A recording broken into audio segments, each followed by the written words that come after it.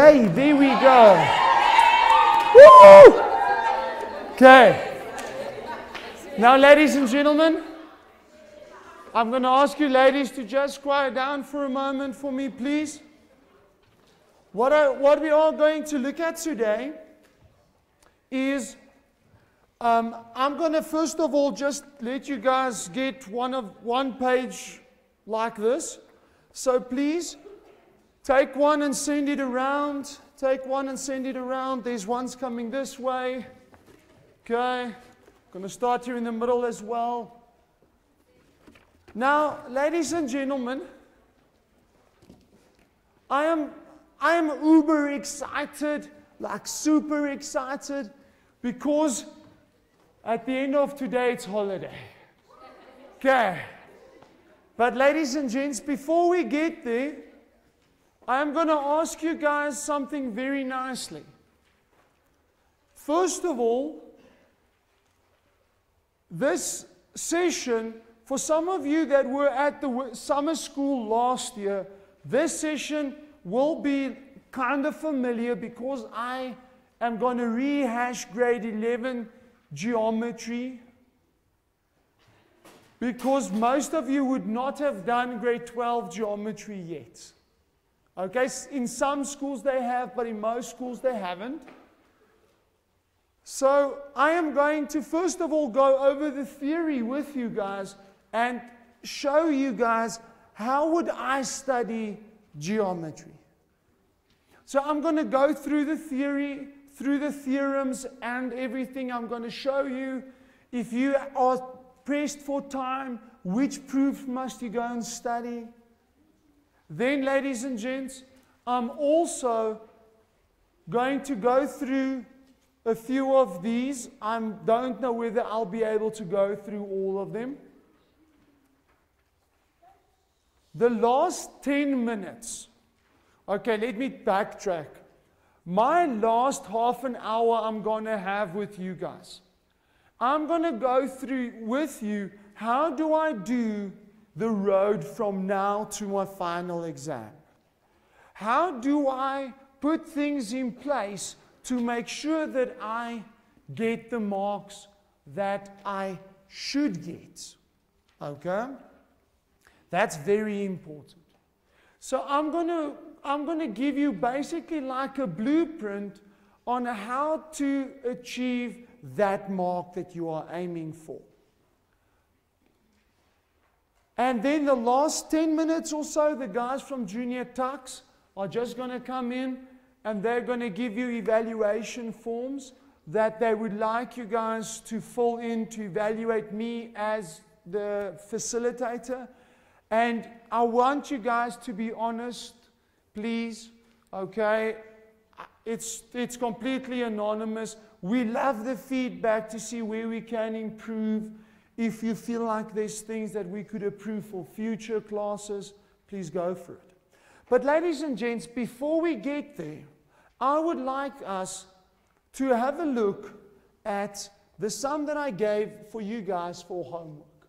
Okay.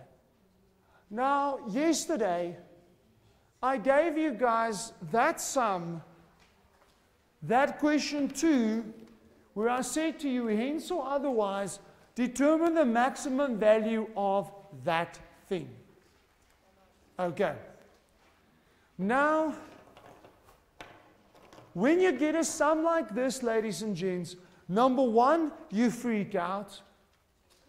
After you freaked out, you calm yourself down and you say, let's go for it. Because again, you've got to think that this somehow relates to that identity that I've just proven. But the question is, how? My first instinct is to do what? Give up, I hear. Okay? Now, sir, if give up was not an option, because in my eyes it's never an option, I at least try something. What can I do with that bottom 1 plus tan theta squared over 1 plus tan squared theta? Okay? Say again. You write out the brackets twice and, okay, you can try, but you can't cancel out because it's not 1 plus tan squared. But what I would do is I would multiply this out. Maybe I get somewhere. I'm not saying I am going to get somewhere, but maybe I just do. So if I multiply this out, I get 1 plus 2 tan theta plus tan squared theta over 1 plus tan squared theta. That's now, I haven't done rocket science, I've done grade 9, bit of grade 10 work. Okay? But now, I kind of go, ooh, doesn't that look what I've proven in A1?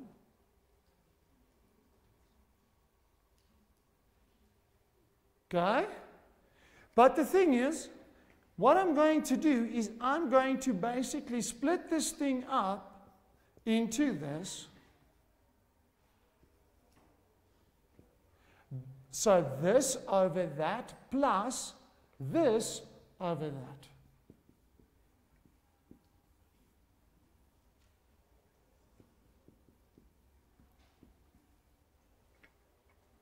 So I'm splitting these two and those two. Oh, but wait, so this is sine 2 theta. Why? Because I've proven it in A1. And this is 1. And now, sir, what is the maximum value of sine 2 theta?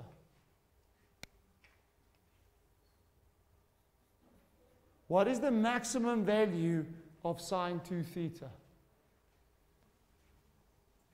What does the 2 do to the sine theta graph? Say again. It doesn't change the amplitude, it changes the period. So the amplitude is still 1. So the maximum of this one is 1.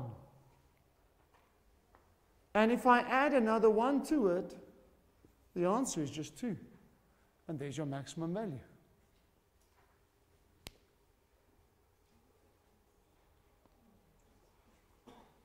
That was so much simpler than we thought.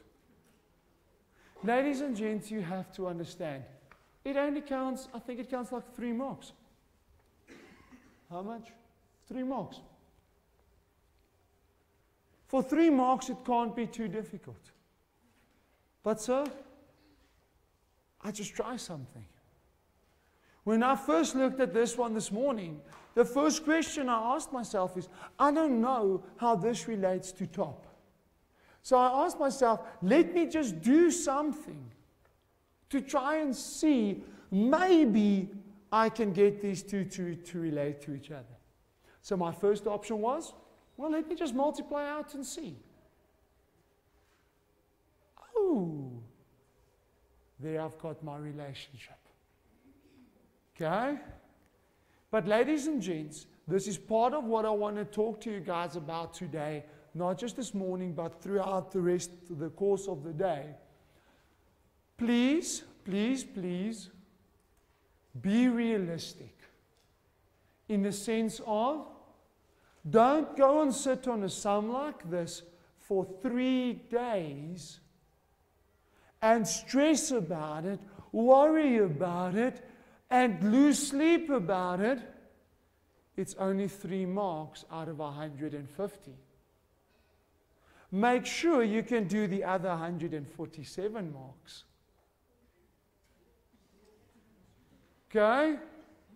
But the problem is, and I understand that, is you guys get so fixated on the difficult questions because if I can't do this 3 marks, I can't do that, I can't do that. Whoa, no, don't go there. If you're stuck with these 3 marks, it's okay. Try something, go on with your life. Be realistic. I have marked so many matric exams, guys, where kids should have gotten 70s or 80s. But because of the basics, not the difficult work, the basics going wrong, they lose 5 to 10%. And I know that's most of you sitting here. Okay. Ladies and gents, I would like you guys to write for me the heading, geometry. While you guys write that, we're going to let the guys quickly come in. Those guys that are coming in now, please make sure you take a piece of paper here. Okay. Make sure that it's English. I think it is all English. Make sure you take one. That's going to be our work for today.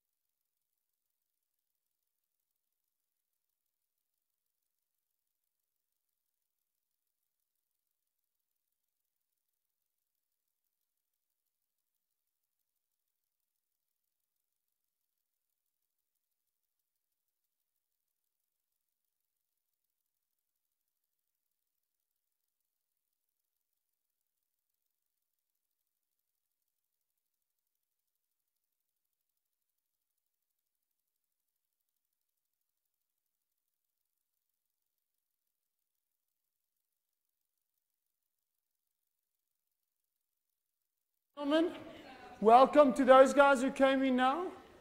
You guys are just ready for me to get started with geometry. So what I'm going to do, first of all, ladies and gents, is I'm going to give you a nice little tip on how to take 10 minutes of your time and summarize all of your geometry work. And not just summarize it, but have it organized. It doesn't help you have all of the tools in your toolbox, but the tools are all over the place. If any of you ladies have tried to work with a makeup set and your makeup things are all over the place, okay, you grab the first thing that gets in, that you find your hand in, and you all of a sudden try to paint your nails with an eyeliner. It's not that it won't work, it's just that you might take number one very long and number two won't look so nice. Okay? Now the gents go, okay, cool, so whatever. Okay. Ladies and gents, let's try and get our toolbox organized. You have 6 sections in grade 8 to 11 geometry. 6 sections. And each of these 6 sections have got their own special things. So I'm going to basically go and try and divide my board as best as I possibly can into my sections. Let's start with grade 8 and 9. Because you won't believe how often grade 8 and 9 maths comes into your syllabus. First of all, you've got your lines, which is your F, your U, your N, your X, your T. Now all of these, I want to say, are in your book that I handed out to you guys. It's all in there. But I'm going to just quickly go through them. The F is corresponding angles. The U is co-interior angles, or angles on the same side of the transversal line. N is the alternate angles. Now, ladies and gents, I'm going to just quickly do this and say, please remember, these have to do with parallel lines. So if you, for instance, say alternate angles, you have to specify which angles are parallel to each other. Secondly, if you want to prove alternate or prove parallel lines, there's only 3 ways. Proving that angle equal to that one, or that one equal to that one, or proving that one, those two supplementary. So please, if they ask you, prove that this line is parallel to that line, F, U, and N are the first 3 theorems you look at. The X is vertically opposite. Those 2 angles are equal. The T, I know confused you guys, but it means those 2 angles must add up to 180. So it's angles on a straight line. Okay? There I've got my basic grade 8 and 9 line geometry down. Then, ladies and gents, you also did triangles. That's the second section.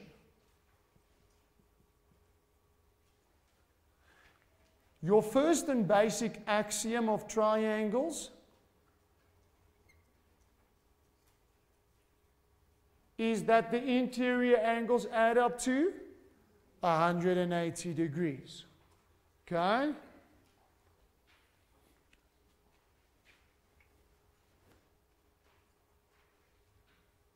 I just quickly want to know, I use the word now called an axiom. Whom of you guys know what an axiom is?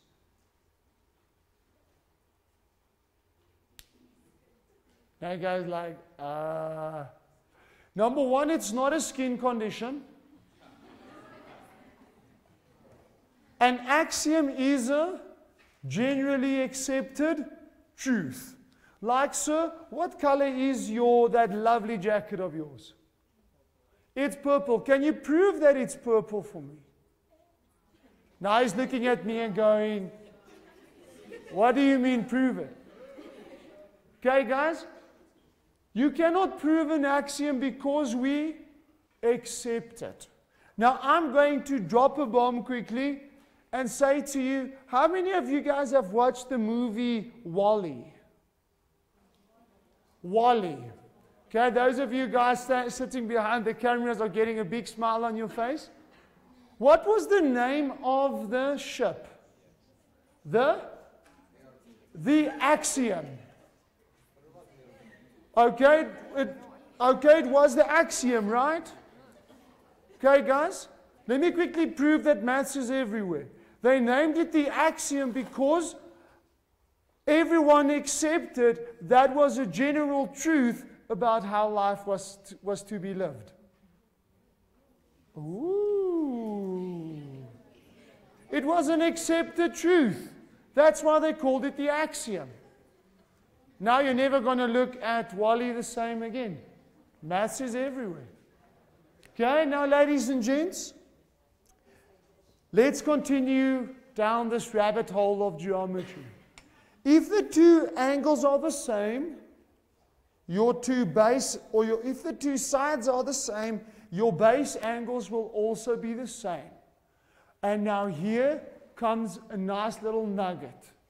If they ask you to prove sides equal to each other, this is the first theorem that I try and prove.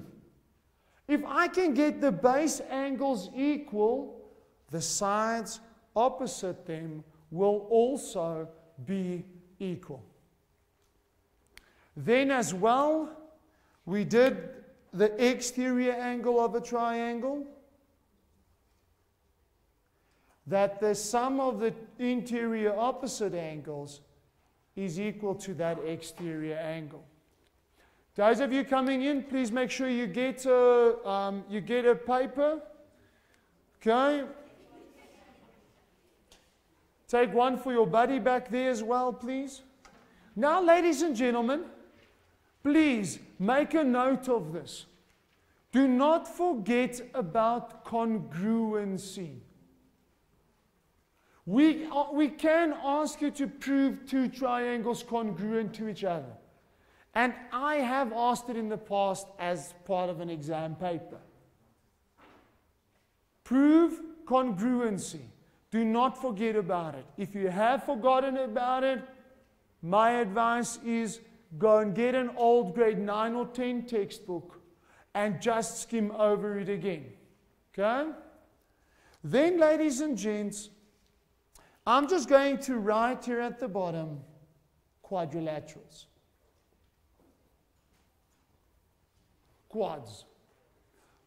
Please go and revise all the properties of quadrilaterals, because in analytical geometry they love to ask it. They give you a kite and ask you questions about the kite. Then you have to know a kite, two pairs of adjacent sides are equal. The one diagonal is bisected and the two diagonals are perpendicular to each other. The sides, the angles, there's one pair of opposite angles that are equal. One of the diagonals cut two of the angles in half. Now you guys are like, I forgot a few of those. Go and revise it.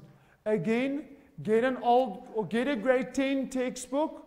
They always have very nice summaries on there on all the properties of a quadrilateral, of all the quads. You're supposed to know it. And that is going to grade 8, 9, and basically grade 10 work. Then we go over to grade 11. Now, when it comes to grade 11, ladies and gents, we specifically look at circles. Now, here comes the shocking thing. Very few of you know what the definition of a circle is. Okay, now, you guys are going, it's a round thing. Wow. It's not exactly just a round object. Guys, the definition of a circle is, it's a series of interconnected points that are equidistant from a central point. Yo. In other words, it is a round thing that is closed and has a radius that is equal everywhere in my circle. That is always going to be your starting point in any circle geometry sum, is you're going to start by looking at the definition. That is step number one.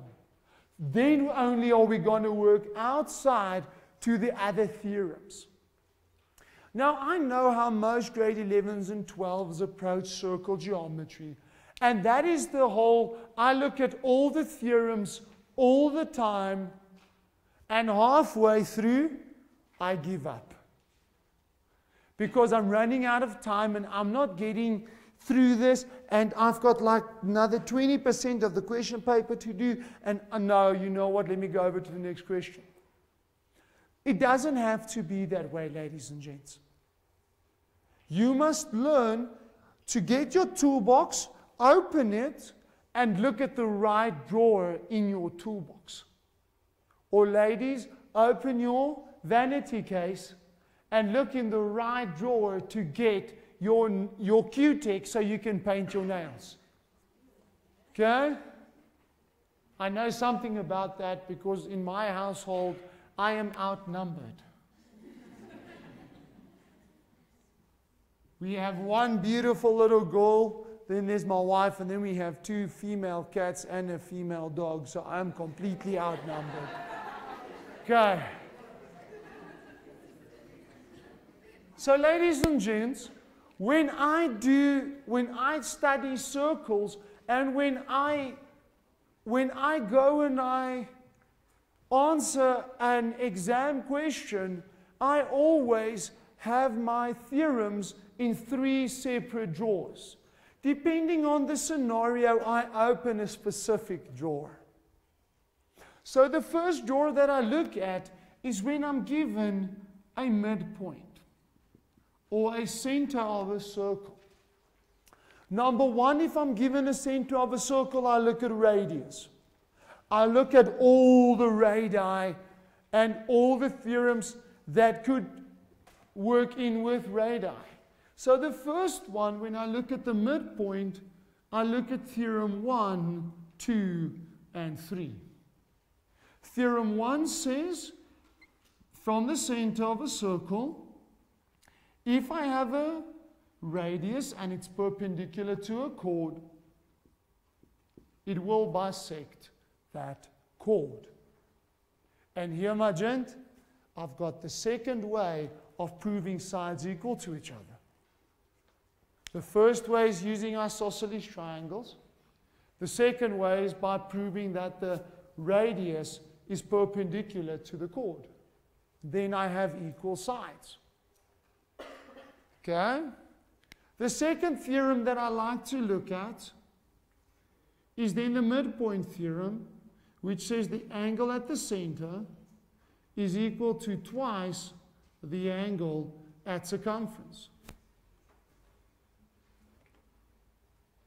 Now here, I advise you to use your fingers. Okay? If your teacher haven't taught you to use your fingers, that's okay. That's why we are here today. You start at the middle, form that little angle, so go along the radii, bring it together. So you start at the middle, form it there, bring it together. You can go and practice that one. But now you've got to be careful. There's 3 variations of this specific theorem. The 3 variations are, I apologize for drawing so small.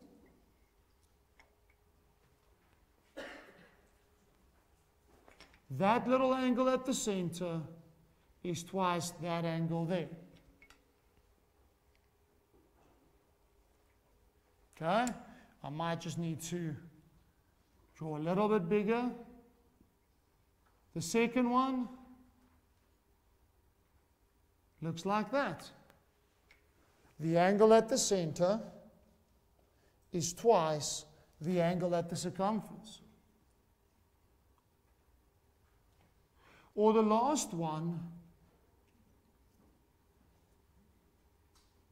the angle at the center is twice the angle at the circumference. But it has to be in the opposite circle segment. So even though I go there and there, it's the angle in the opposite circle segment equal twice that angle there. Use your fingers. I know you might go, but sir, I'm a big man, you know. How are people going to laugh at me when I do this in the exam using fingers? At least you're going to get it right.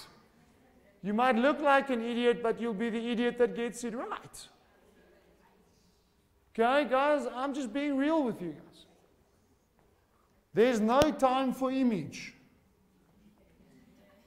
Okay, Theorem 3 is actually a corollary of Theorem 2.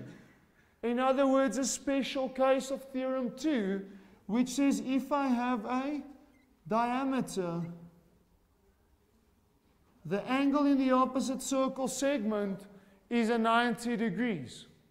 It's one of my favorites to look at and one of the favorites for them to ask. And you guys forget about that one very quickly. So there's Theorem 1, 2, and 3. Then, ladies and gents, After I've looked at theorem 1, 2, and 3, or let me ask, Seth, when do I look at theorem 1, 2, and 3? Say again? When do I look at theorem 1, 2, and 3? When they tell me I've got a midpoint or a center. Guys, you don't assume, oh, that looks like the center of the circle, so I can go there.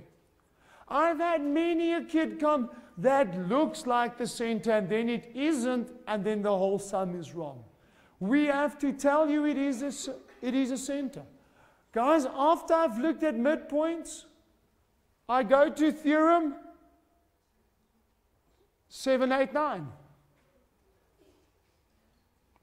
which has to do with tangents to circles. When do I use these theorems? When you are told this thing is a tangent. Guys, please, in many of my exams, I have caught kids out where the line looks like a tangent. And then half of my grade 12s go, woo, this is easy, sir.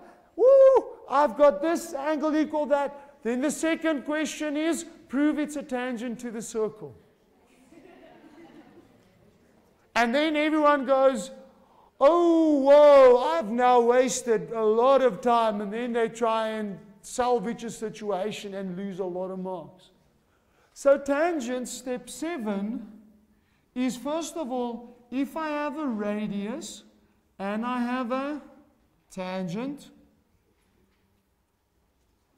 the radius is perpendicular to the tangent.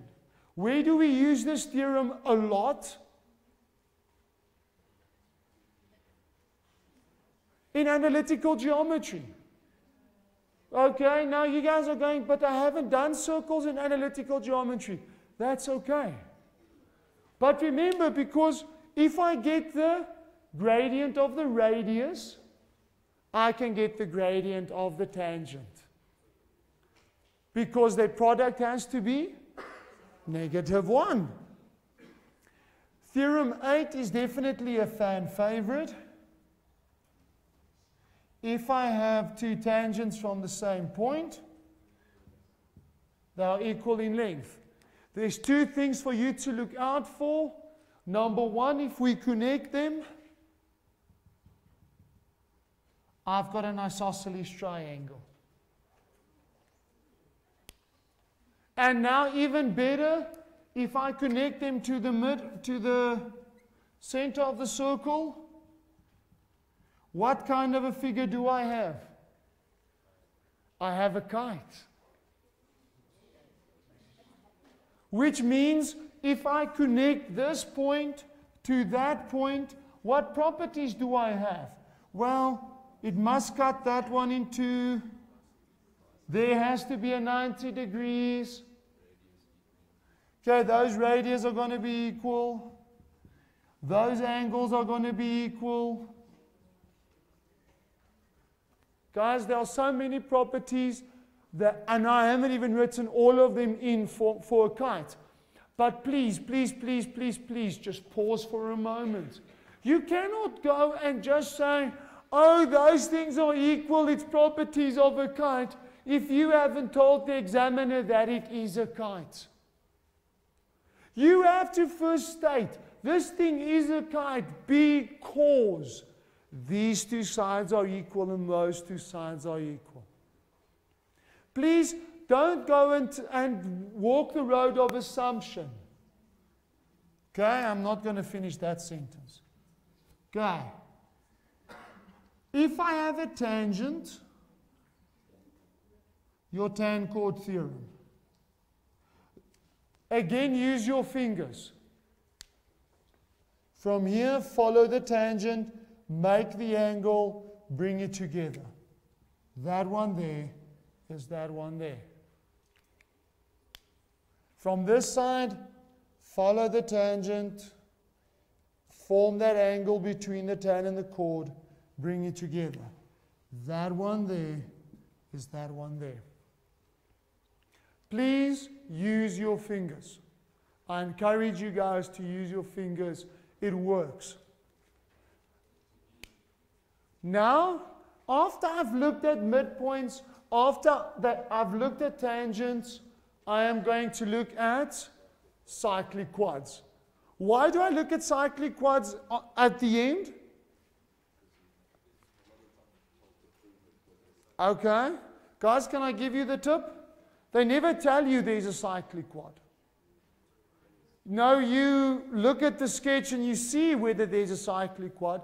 Sometimes they do ask you to prove it is, but a cyclic quad you have to go and look for. Cyclic quad. Cyclic quad is theorem 4, 5, and 6. So theorem 4 says, some call it the butterfly, some call it the bow tie. The angles in the same circle segment are equal. Same at the bottom, those two are equal. Be careful, there's a corollary, a special case of this theorem that you guys forget about. If I have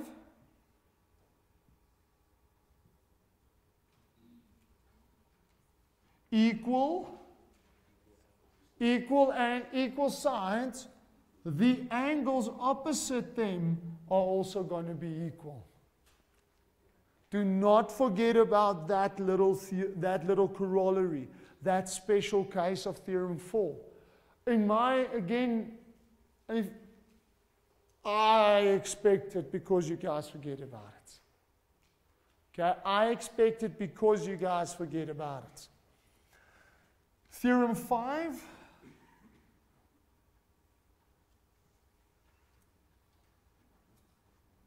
Opposite angles are supplementary. Okay. Theorem 6.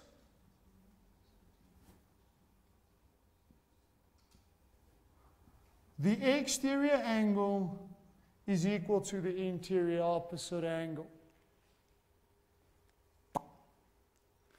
Now, please, ladies and gentlemen, do not forget about the converses, which says for theorem 4's converse, if I have a bow tie,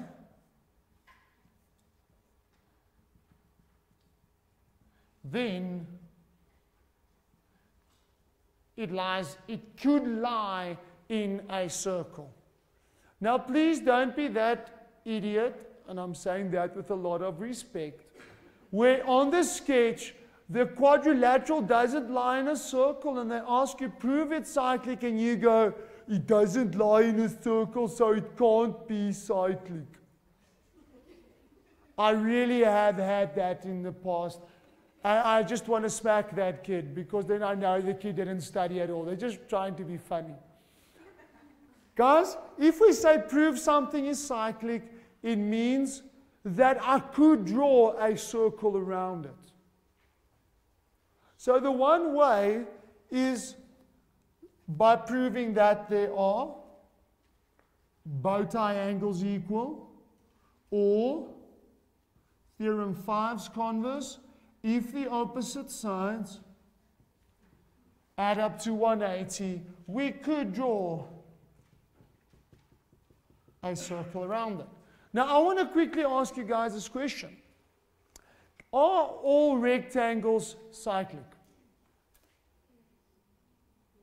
Yes. Because their opposite angles add up to? Are all parallelograms cyclic? No, because we just know that they are equal. They're not necessarily adding up to 180. Now, if I look at theorem 6, it says, theorem 6's converse says, if I have the exterior angle equal to the interior opposite angle, then I could draw a circle around that. Okay. And that, ladies and gents, is all your grade A to 11 geometry, except now for quads and congruency on one board. Now I'm going to quickly, for those of you pressed for time when you study for exams, highlight a few ones that you have to know the proofs of. You've got to know Theorem 1 and its converse. Theorem 2. So all the ones with stars, you have to know their converses. Or not the converse, the theorems. So Theorem 1 and Theorem 2 is important. Theorem 3 you don't have to know. Theorem 4 you have to know. Theorem 5 is doubly important, because we ask it quite regularly. Theorem 6 you don't have to know. Theorem 7 you don't have to know. Theorem 8 you don't have to know. Theorem 9 is doubly important. Okay? No, but I'm saying to study the proof of the theorem. Now, ladies and gents, just one last little bitty thing. If they ask me to prove a tangent to a circle, I'm always going to look to prove that angle equal to that angle. That's the only way I look at it. Not that this one can't be used, but it's not used often. I haven't seen it at all in the matric final. So this one is the one I favor if they ask me, prove it is a tangent to a circle. Now what I'm going to do is, I'm going to display on the board for you guys this little one that is on your page on the right hand bottom in the diagram. O is the center of a circle, etc., etc., etc. I'm going to give you guys 10 minutes to do this one for me, and then we'll go through it.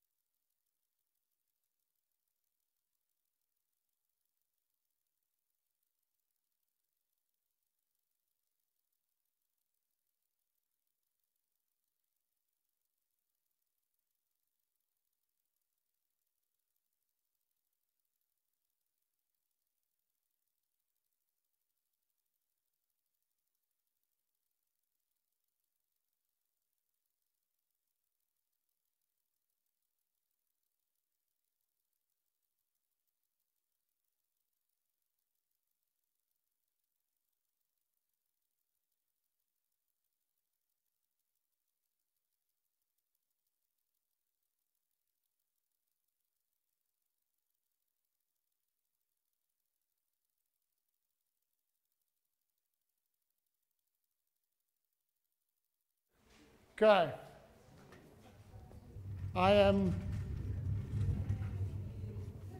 Look at that magic. I think I must become an artist. Okay.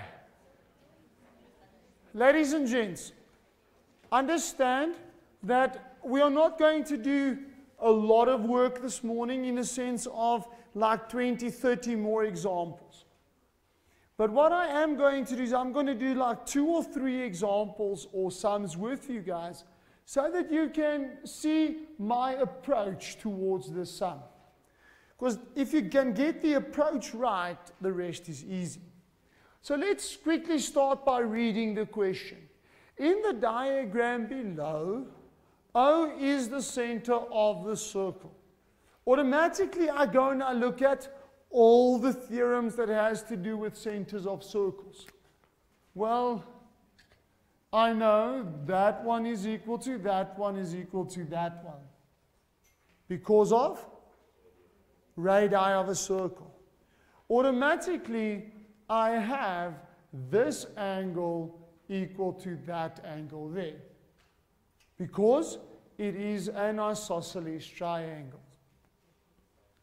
Next up, I look at all of my theorems that has to do with centers of a circle. Theorem 1, 2, and 3. Theorem 1, I don't have a line from the center to a chord anywhere. Okay, actually I do here. But they don't tell me anything, so I'm not going to go with that. Secondly, I look at the angle at the center twice angle at circumference. Now, I don't have that because nowhere is it connected. Maybe there and there, but that kind of gives me this whole large one being twice that one. It might come in handy later on. I don't know. I don't think so. Okay. And then I've got a diameter, but it doesn't come together at a point. So I'm not going to use theorem 3 as well. So go on to the next bit of information. AB is the diameter of the circle. Not going to mean much to me now. Chord CS produced meets EB produced at D. So in other words, CS is extended to D. And EB as well to D. Then lastly it says chord EC is parallel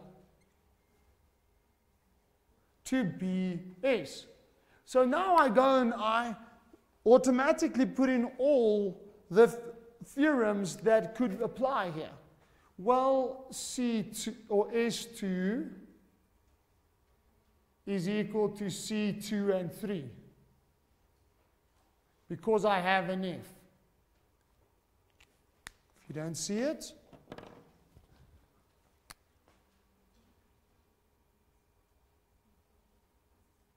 there's my F. If you still don't see it, turn your head. It really does work. Okay? Next up, at the bottom, I also have an F. So this one here is equal to that one there. Okay? I don't have alternate angles. I could have, but I don't even have that point labeled, so I'm not going to look at it. Co-interior, I'm not really going to look at it. So let's look at the next bit. Are there any tangents? No. So it says that angle CEB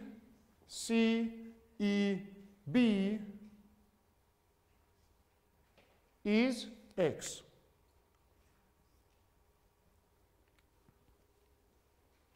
But which theorems did I forget to look at? What about cyclic quads? Do not forget to look at cyclic quads because here I have a cyclic quad.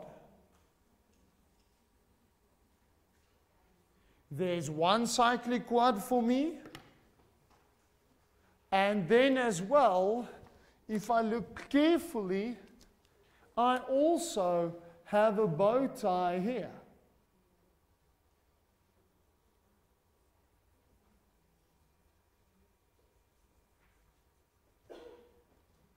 Okay? So in other words, let's start with the green one. The green one here says that the exterior angle must be equal to the interior opposite angle. So that's also x. That is also x because of parallel lines and corresponding angles. Corresponding angles. Okay? Now let's have a look what I have further. Let's look at the black. Let's look at this black one here. Angle A must be equal to angle E because it's angle in same segment, my bow tie. So this one is x as well. But I have that A is equal to C1 and C2. Because I have an isosceles triangle. There I have 1, 2, 3, 4, and 5 angles equal to x. Oh. Say again. C1 and 2. A. Okay, sunshine, look here. Okay, angle E is equal to B3 because of corresponding angles. Angle E is equal to S2 because of exterior angle of a cyclic quad. C2 is equal to, S2 is equal to C2 and 3 because of corresponding. So here I've got 1, 2, 3. E is equal to x. There's my fourth one. But angle A is equal to C1 and 2 because of isosceles triangle.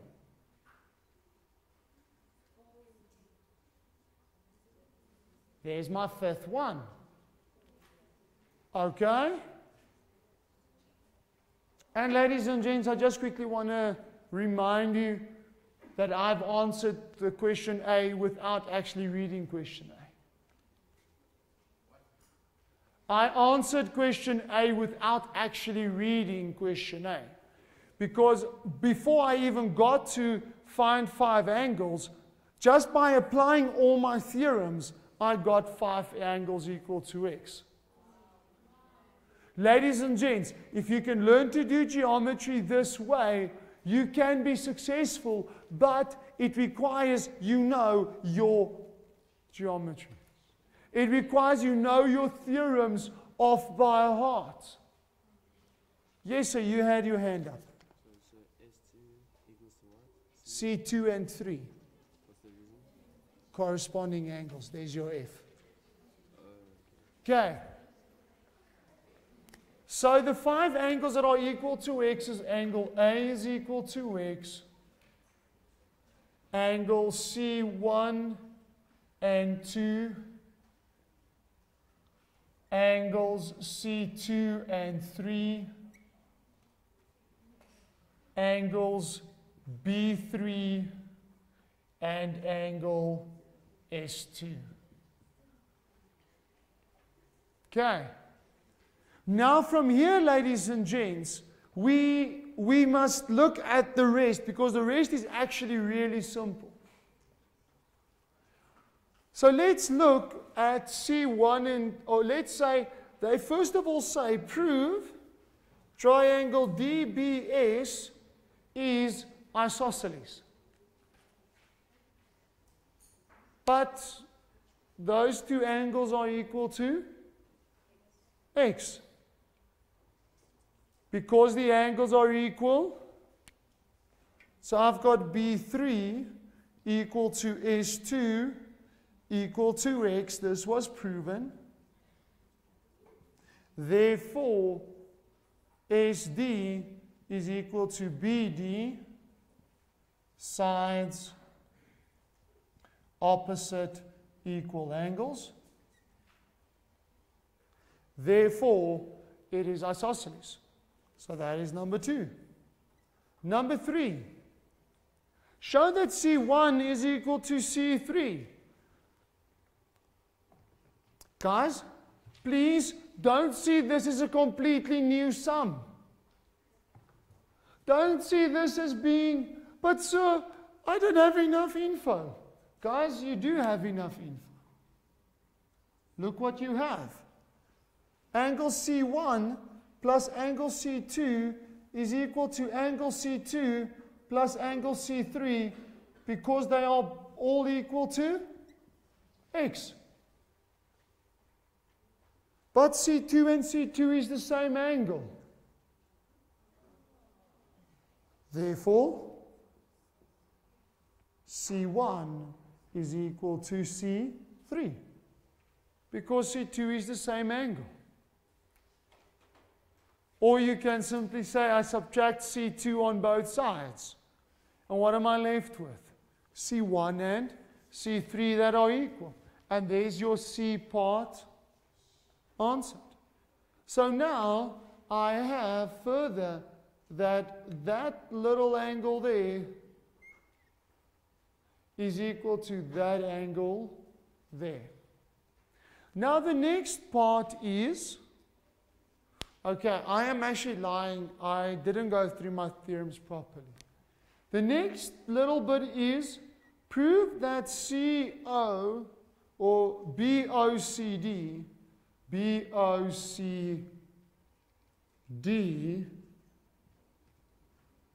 prove that that is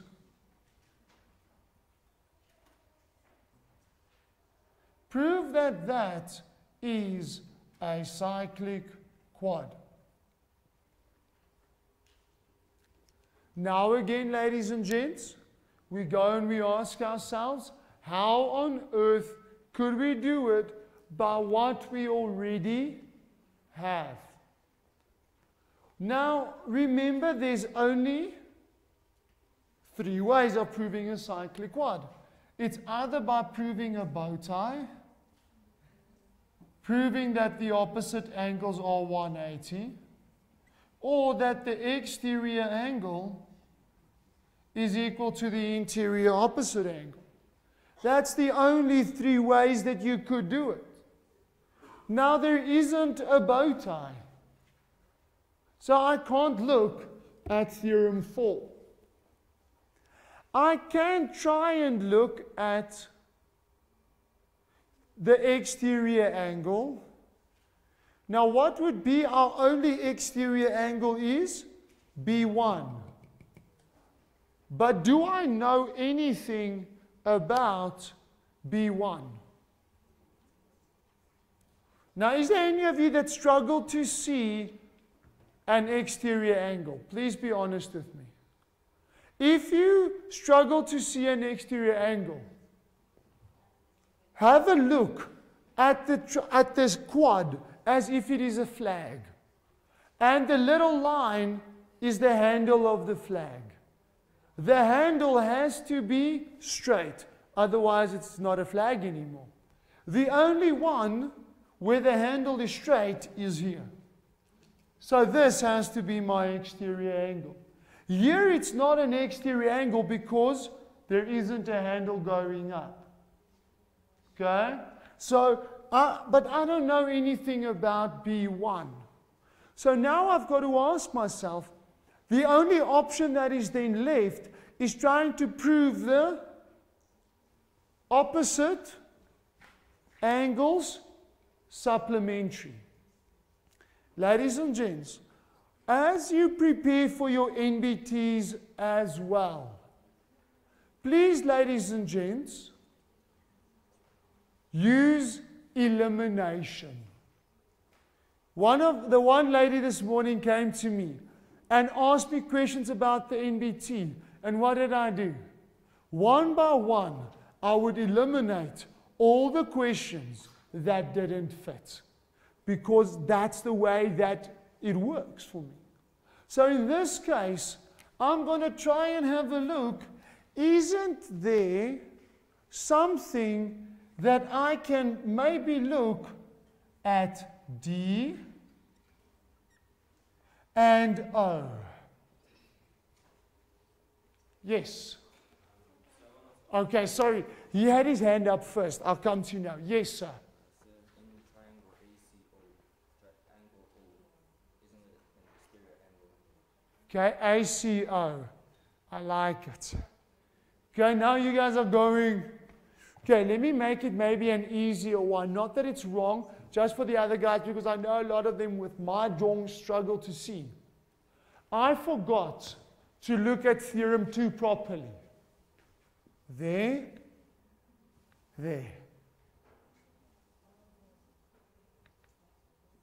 This angle here is twice that angle there. Your one would work out perfectly, because he said, look at this triangle and go exterior angle. Perfect. I would personally go and look at exterior angle. So in other words, angle COB is equal to 2 times by angle E, which is 2x, right? Why? Angle at center equal twice angle at circumference. You agree with me?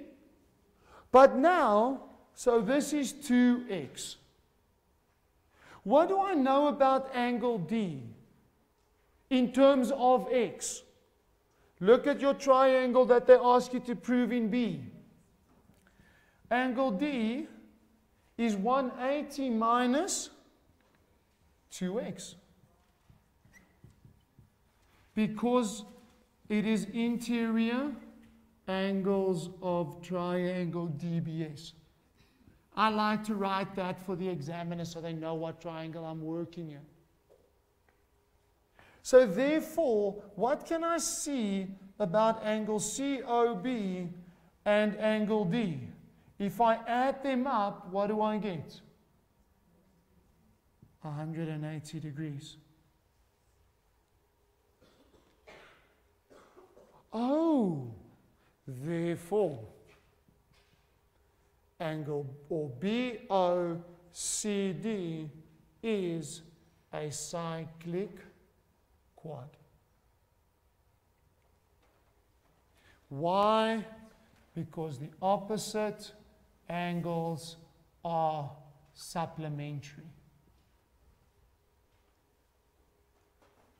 Again, it wouldn't be my first option to look at opposite angle supplementary. But because the other two options don't work out, I look at this one. Yes? So we can use exterior angle because C1 equals to B1 same segment, but C1 is equal to C3 proven in C, therefore Yeah, that is lovely. I didn't even look at that. Fantastic. She said, guys, B1 is equal to C1 because of angles in the same segment. But I proved that C1 is equal to C3. So the exterior angle is equal to the interior opposite angle. Lovely. I didn't even think about doing that. Well done. Well done.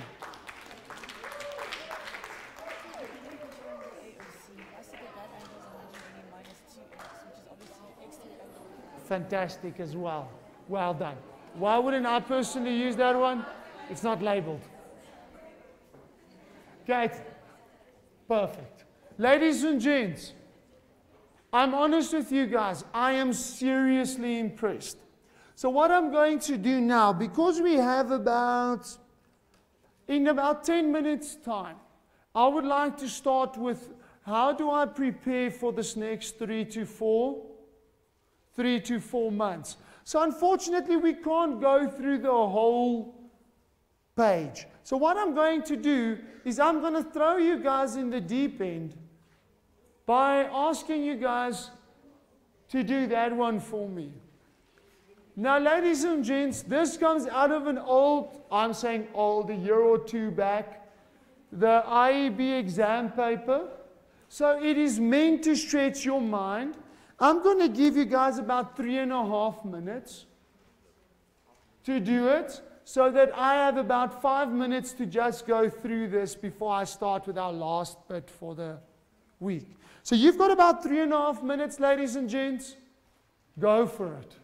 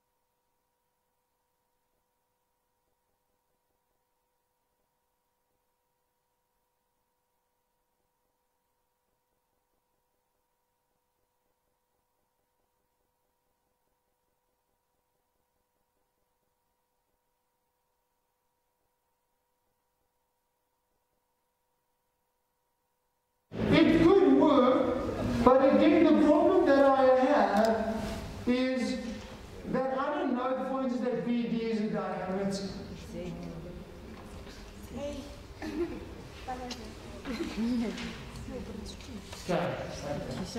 Okay. So I would not go towards radius and perpendicular because I'm not given a center of a circle. So I would not really work with that. I'll answer your question now. Yes. So what did you mean by moving a point? Can I answer your question now about that? Yes, you had a question. So if you do the radius, can you make it a kite? You could. Guys, if you could do a radius, but again, the problem that I would sit with that is, how does that relate to C? Because it doesn't necessarily mean that those three are going to line up. You understand my issue? To the center of a circle. So if you go there and do a kite there, it could work, but I'm not sure how.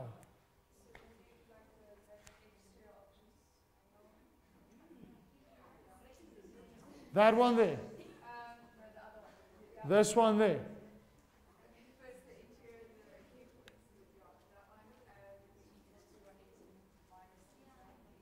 180 minus theta, why?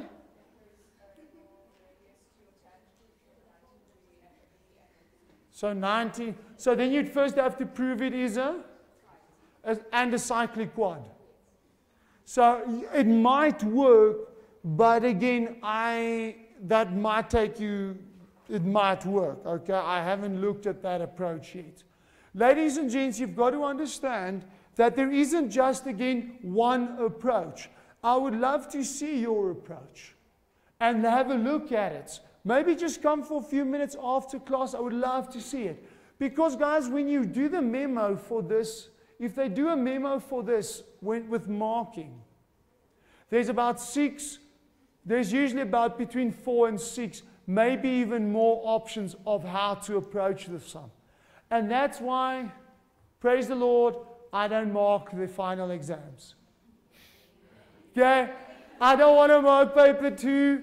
I am happy I mark AP Maths at the end of every year because it's quite simpler. You don't have so many variations. Now, the lady there asked me, but how about a moving point? Okay? How would I do a moving point, or how could I ask a moving point? They could, for instance, okay, I'm really thumb-sucking now, so understand. They could, for instance, start with a shape that looks like this. And they tell you B, okay? And they tell you that, for instance, B is a point that I now move so that that BC is a diameter.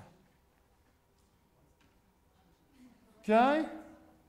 In other words, they move B around the circle so that it becomes a diameter.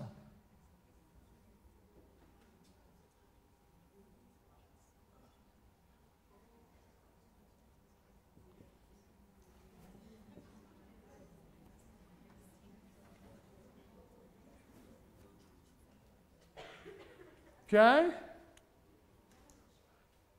And what now?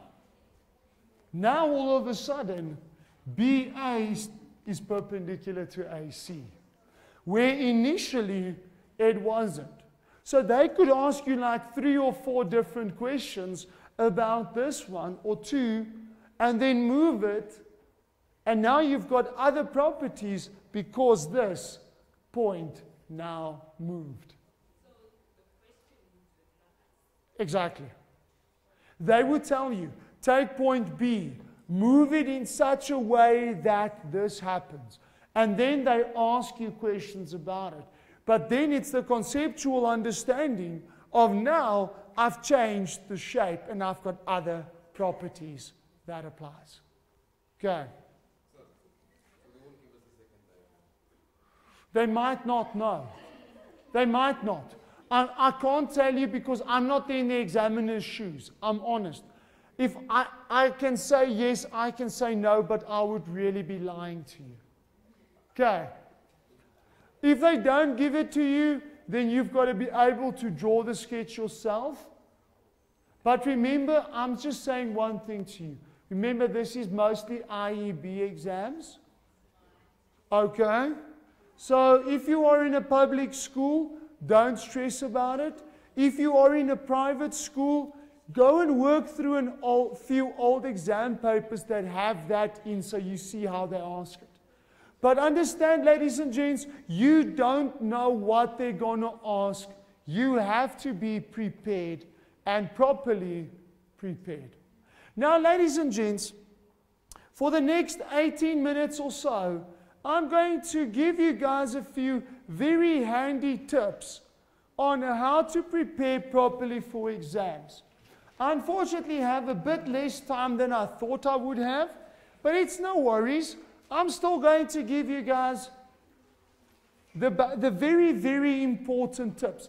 Those guys signing in, please take note of this. Because, ladies and gents, when you guys prepare for exams, I am honest when I say this, most of you guys study wrong. And I'm not putting you down. I'm not saying, you know what, you don't know what you're talking about. It's just, we've been taught wrong most of our lives. I was taught from grade 7 and 8, maths is not a study subject, you just practice, practice, practice. And now when you guys came to this winter school, all of a sudden you realized, I have a hell of a lot of studying to do. So ladies and gents, what I would advise you to do is the following. I'm going to show you guys an example of a summary that I did for the winter school, or not for the winter school, for the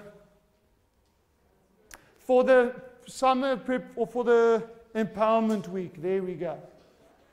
The empowerment week for the grade 11s that they had this past week, I made a summary, for instance, of quadratic equations.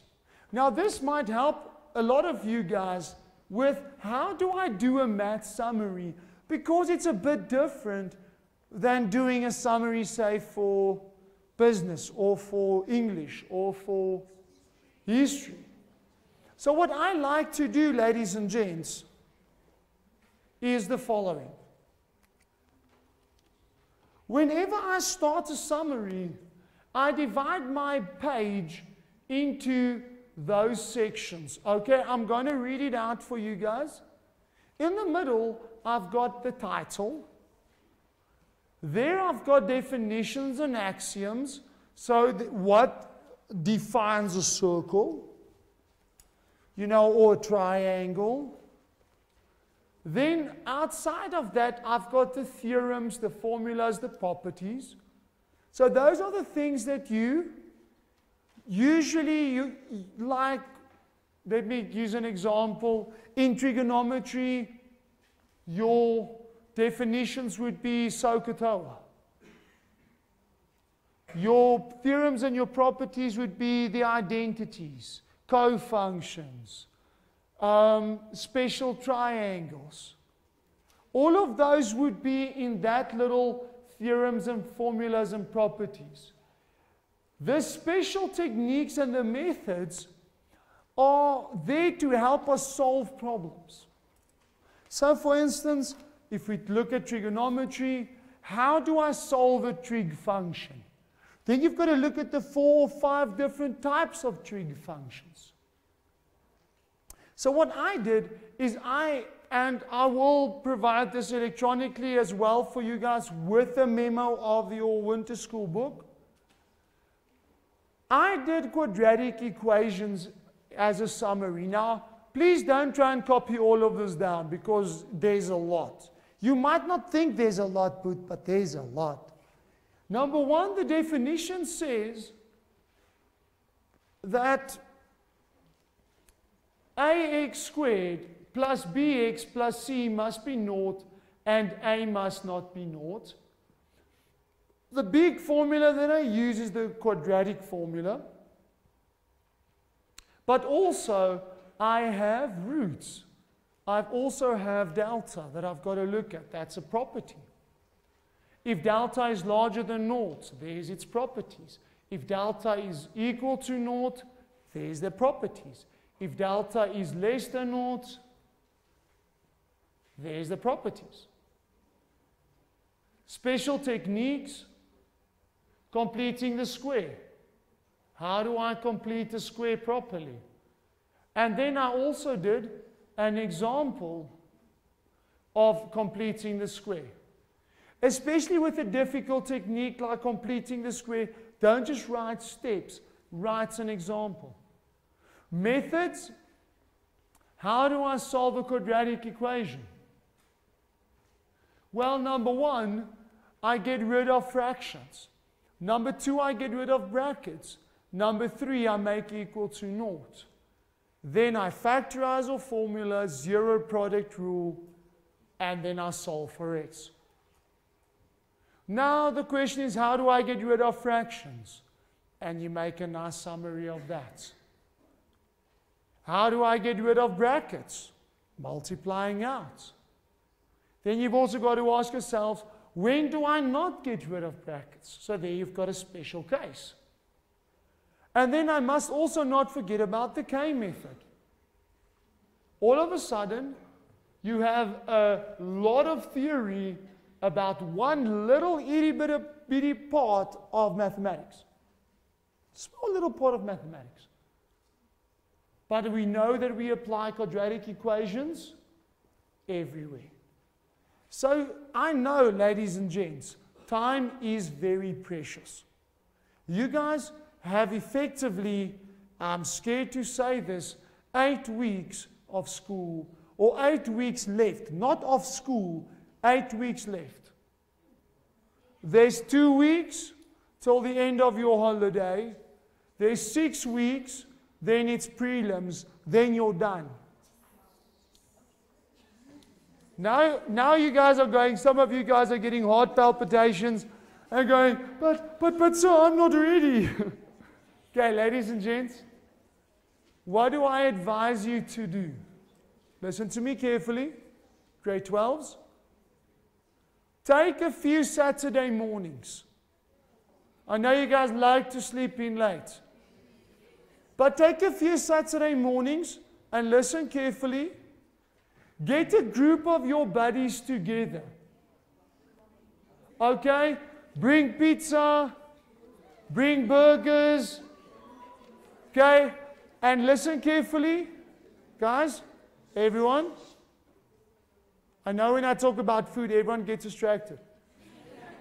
But ladies and gents, what you do for that 2 or 3 hours or 5 hours, depending on how long you want to do this, is you bunch of group of kids get together and you summarize all your theory. So you come together and say, okay, this morning we are tackling sequences and series. We are tackling calculus. We are tackling functions and graphs. And you sit together and you start and you get all of your theory together. If you then have it together, photocopy it for everyone in the group. But ladies and gents, I promise you, you will realize how much you've forgotten about things that you thought, that you didn't even think was important. Now, ladies and gents, once you've done your summaries, you keep them next to you when you practice. So when you do old exams, you sit with your summaries next to you. And instead of looking at the memo when you get stuck, you look at your summaries.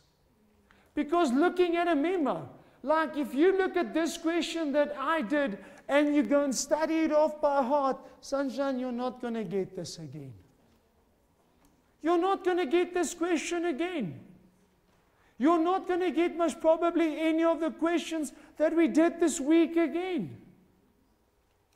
But you might get similar ones. So you've got to learn not just how to study questions, but study methodology. You've got to study a way of thinking. Then, ladies and gents, you practice your heart out. Now, I know practicing your heart out, it's a boring thing and all of that. But I want to spice it up for you guys. How do I make sure that I finish an exam properly? My bit of advice to you, because I can say, again out of experience, there's only two types of kids that finish a math exam. The guy who knows everything and the guy who knows nothing. You always have that one or two kids who 10 minutes before the exam's done, they start lying in their arm because they're going to get 95 and above. But also then the other kids who after an hour and a half in a maths exam, they lie on their arms because they know they're going to get nothing. Ladies and gents, for those of you hopefully that are not falling in one of those two categories, who never finish a math exam, how do I make sure that I do finish a math exam? And the answer is the following. Number one, or actually the big thing is, in your room, create an exam environment for you to study in. In other words, okay, no music, unless it's just background. I'm talking about something nice and calm, preferably not something like Drake or Eminem, or unless you want to get like really angry at life, do some heavy metal, I don't know. But ladies and gents, listen to me carefully now. Remember, you are not going to have music when you write exams. So you've got to learn to sit and study without music. But that's not the big thing, guys. The big thing is, there's two big things. Number one, learn to put yourself under exam stress. In other words, you sit with a timer on your desk, and you time yourself. In other words, if that question counts 20 marks, you give yourself 20 minutes. And I used to do that when I was still tutoring, when I had my own business. When I did this, and you guys would hate me for it, before exams, my student would be sitting opposite me. And I would just be doing this while they're practicing.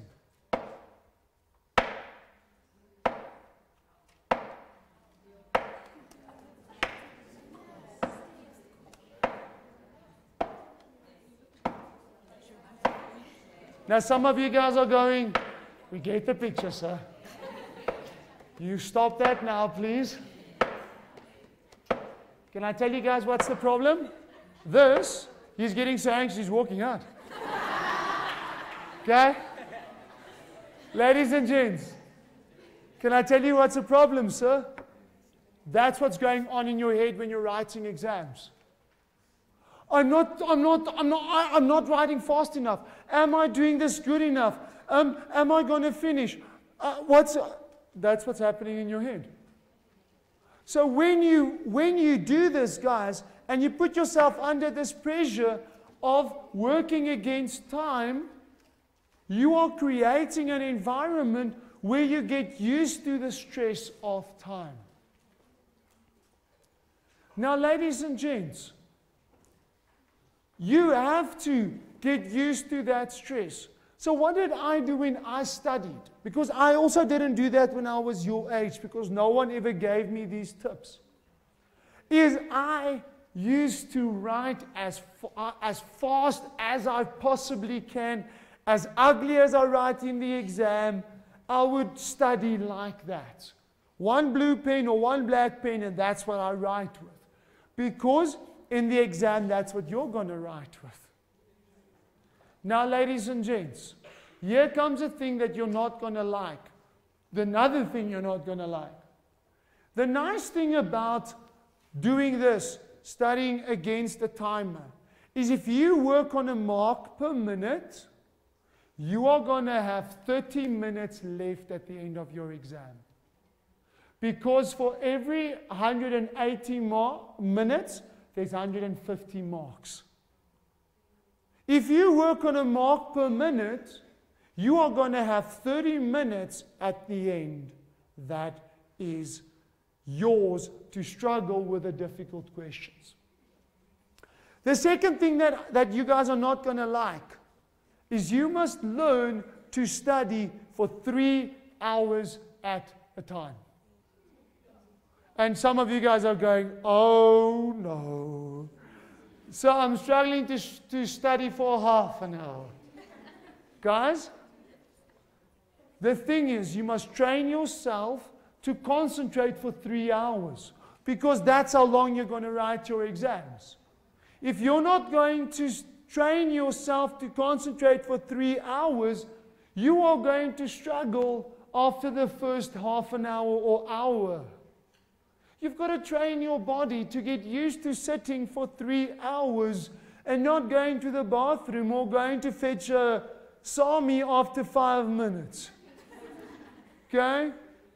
Guys, you've got to train yourself. It's not something that is natural. It's not something that you're used to, so you've got to train yourself. My last little bit of advice for you for this week, and then I'm done, believe it or not. Okay. When you get to the exam, do not start with question 1 and go to question 12 in one go. So going 1, 2, 3, 4, 5. Please don't approach an exam from beginning to end. Approach an exam according to difficulty levels. In other words, you start with your easy questions. And please, ladies and gents, that's why we give you 10 minutes at the beginning reading time. It's not to catch up some sleep you didn't get. It's for identifying the easy questions, then going to the more difficult, and then the what the hell kind of questions. The thing is, guys, if you learn to do that, please keep the whole question just together. So keep, say, question 5 together if you start with question 5. If you want to start with question 8, keep it together.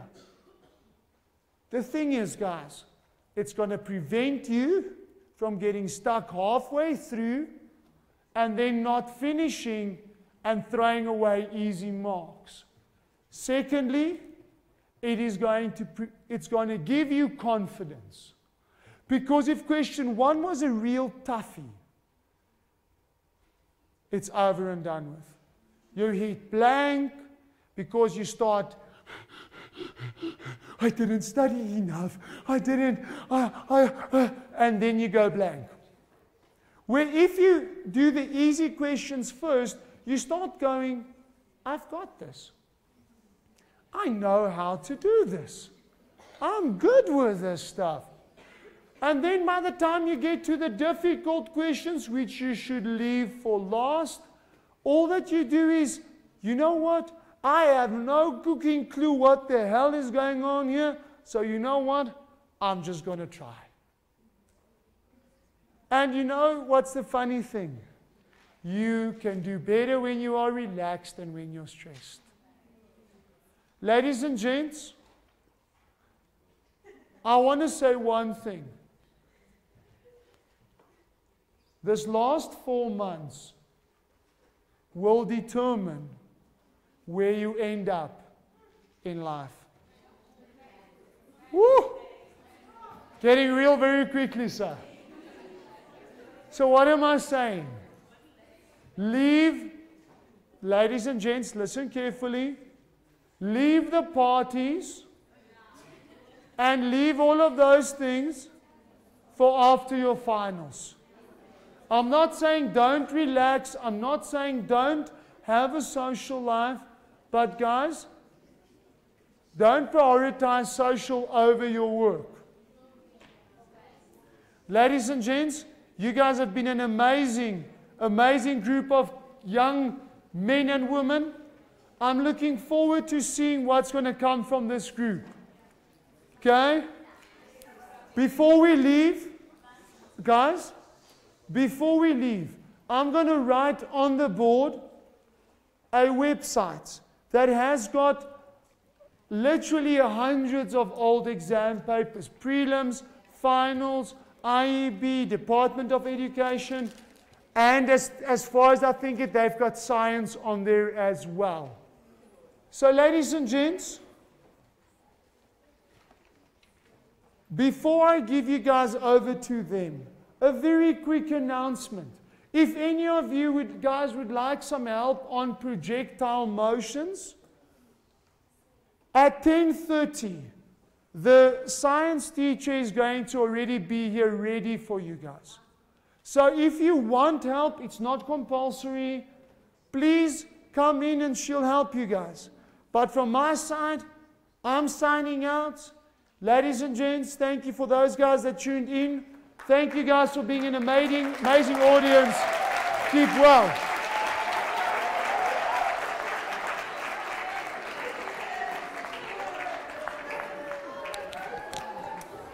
Okay.